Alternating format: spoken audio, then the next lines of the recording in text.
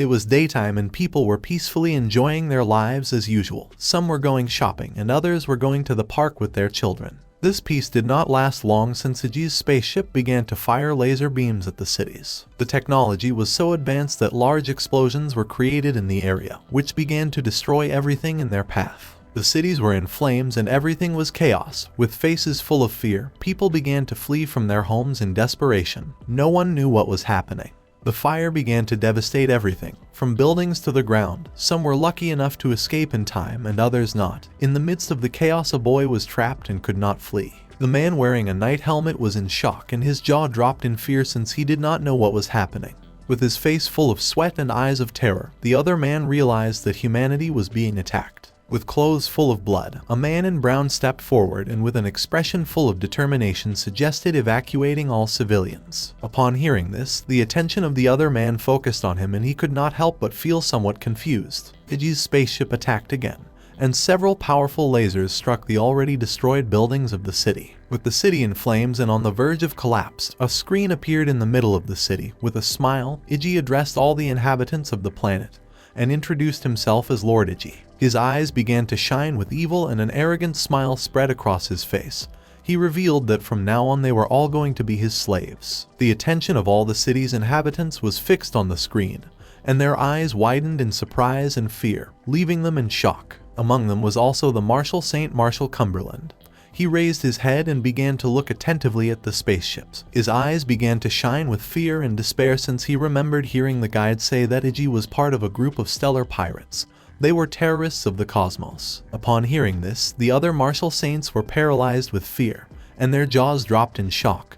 They could not believe that this was true. At the same time, with eyes full of exhaustion, Lu Sheng put his hands together and began to gaze toward the ground in silence. Lu Sheng concentrated and a powerful star began to form in his hands. Several seconds later, a small green dragon was born inside the star. Noticing this, Lu Sheng's eyes began to shine with joy and a smile spread across his face.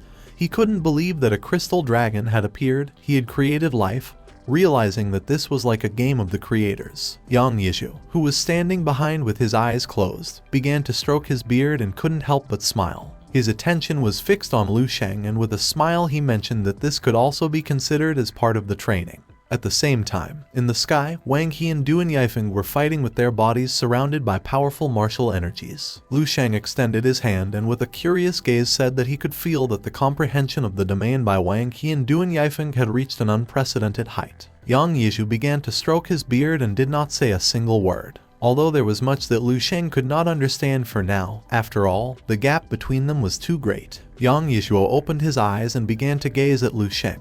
With a serene expression he explained that although Lu Sheng could not understand it, everything had been subtly imprinted in his body through the game of creation, and when the time came, naturally he would know how to use it. Lu Sheng's eyes widened in confusion. He began to touch his head and felt confused since according to him Yang Yizhuo was quite enigmatic. Just then, Lu Sheng began to feel a strange fluctuation of energy and with a curious gaze he turned around. A smile spread across Yang Yizhuo's face when he realized that old Wang had used the technique. Wang He closed his eyes and concentrated, causing a powerful golden martial energy to emerge from his body. Then, he extended his hands and a giant star made of fire appeared behind him. He asked Duan Yifeng to prepare himself to receive this attack. Upon seeing this, Lu Sheng's eyes widened in surprise and fear, causing his jaw to drop. This was a star formed by the power of the 3 feet of gold. For our boy it was difficult to imagine what direction its evolution would take. He didn't know if the star would become a supernova, a neutron star, or a black hole.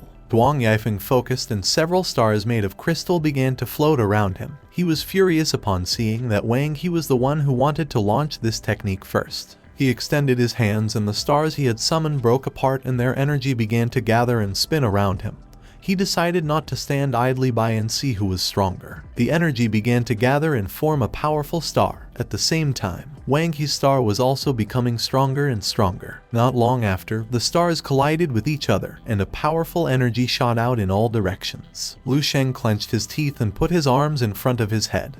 He did not know if they had completely given up their bodies and fused with cosmic energy to achieve divine immortality. Our boy's attention was fixed on them and his eyes began to shine with excitement, and he couldn't help but smile. For him this was incredible. This was a clash between two elite divine domains, and now many new perceptions and ideas had also arisen in his mind. The clash of the stars began to destroy everything nearby. With a curious gaze, Lu Sheng watched fascinated, immersed in an indescribable state, with all his attention focused on the divine battle unfolding before him. However, his hands did not stop creating one star after another, one crystal planet after another, faster and faster, more precise and more skillful. In the blink of an eye, hundreds of stars appeared around Lu Sheng, causing a smile to spread across his face. While the stars were releasing energy, Lu Sheng began to gaze toward the ground. Without realizing it, the crystal planets and stars created by Lu Sheng began to match in number those from the battle between the two gods. This vast stellar domain had become the third divine domain in this void of cosmic boards. Lu Sheng extended his hands and began to control the stars. Yang Yizhuo began to observe our boy with a proud expression and could not help but smile.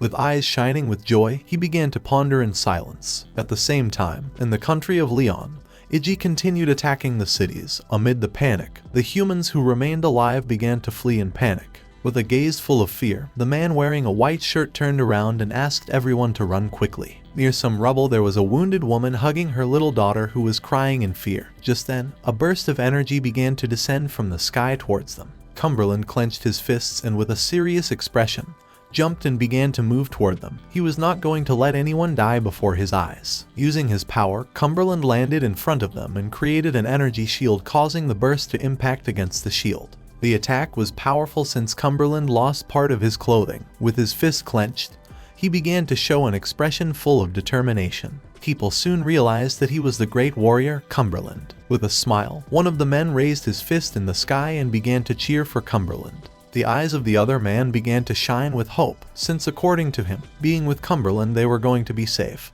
They believed that without hesitation he was going to face the aliens and save the blue planet. With a serious gaze, Cumberland made it clear that the power of this technology was impressive. He wouldn't even dare receive it head-on. Although it wasn't fast, it was easy to dodge it. He knew those terrorists wouldn't dare appear. Cumberland realized that if Iji only limited himself to using the spaceship to attack, that showed he was not very strong. With an expression full of determination, he turned his head and asked everyone to be careful with the lasers, and mentioned that if they worked together to destroy the spaceship, they could kill Iji. The warriors who were behind him began to watch him and nodded their heads. With eyes shining with rage, Cumberland began staring at the spaceship and summoned his sword. A powerful martial energy began to manifest in the form of a sword in his hand.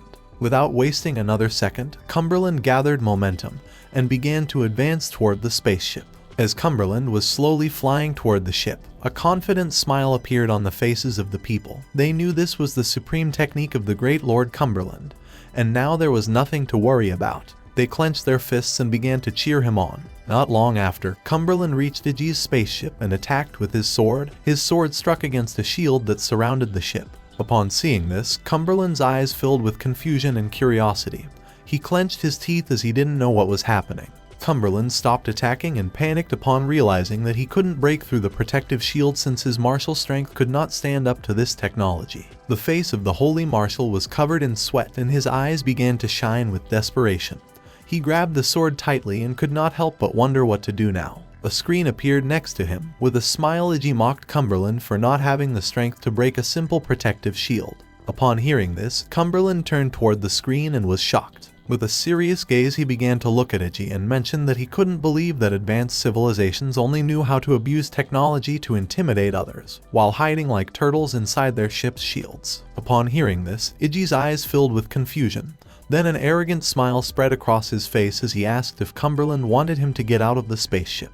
With his face full of sweat, and with a determined expression, Cumberland began to imbue mana into his sword and mocked Iji, provoking him to come out of the ship. If this provocation could manage to make him come out, then perhaps there would be a chance to resolve this crisis. Not long after, Iji decided to please Cumberland's wish, and the door of the ship opened. Iji came out of the ship, and upon seeing this, Cumberland's eyes began to shine with joy.